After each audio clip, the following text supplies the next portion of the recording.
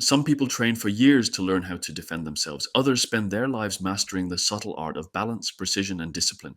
But you have probably seen that one move that commands instant respect.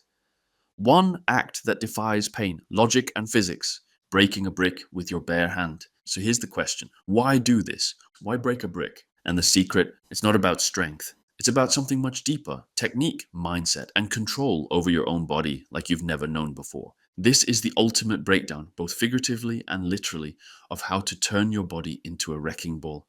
And if you can do that, what else are you capable of? Let's start at the surface. The three fundamental principles, and you get to know the mistake most people make in the end.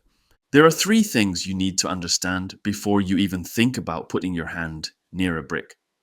First, belief. If you don't believe it's possible, your body won't commit. Fear makes your muscles hesitate. Doubt slows you down. And hesitation breaks bones, not bricks.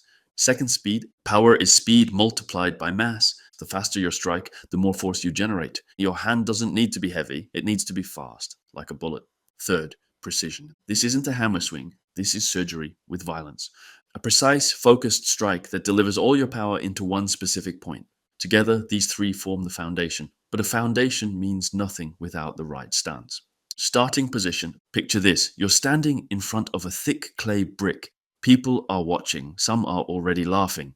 Here's where your power begins. Plant your feet. They should be shoulder width apart. Your toes point forward, knees bent, hips aligned.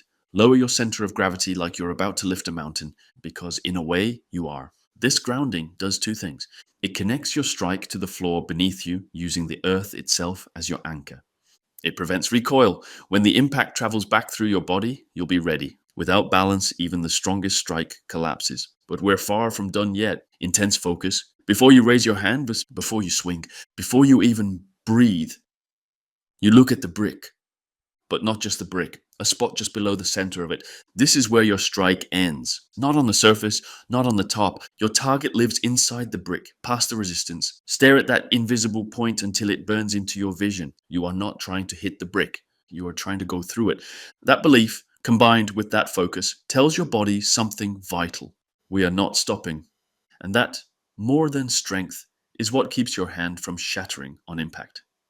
That's why we save the when it goes wrong at the end. Speed and flow. Now the moment begins. One hand stays on the brick, resting, grounding, sensing.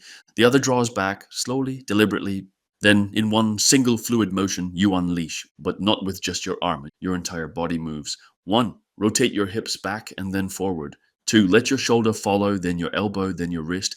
3. At the last second, snap your hand forward in a karate chop shape, blade side down. It's your whole body collapsing into a single point. And as your hand drives downward, your resting hand, the one on the brick, pulls back and around in a circular motion. That's balance. That's counterweight. That's how you don't fall over. Everything is flow. No tension until the last moment when you tense the striking muscles just before impact. This is the strike, fast, clean, committed, not brutal, but precise, contact surface. You're not hitting the brick with your palm. That's a rookie move. You're aiming with surgical accuracy to make contact with the ulnar edge of your hand, the bone just below your pinky. It's called the fifth metacarpal. Why? Because human bone, when aligned properly, can withstand up to 40 times the pressure of concrete. That's right, you're stronger than you think. But only if you hit right. The small contact area concentrates the energy. It's physics. The smaller the point, the more devastating the impact. And the rest of your body, your tendons, ligaments, joints, they distribute the shock. If you did everything right, the brick breaks, not your hand. Now, why is it harder than it looks? Hang on. The mistake most people make. Most people think breaking bricks is about showing off.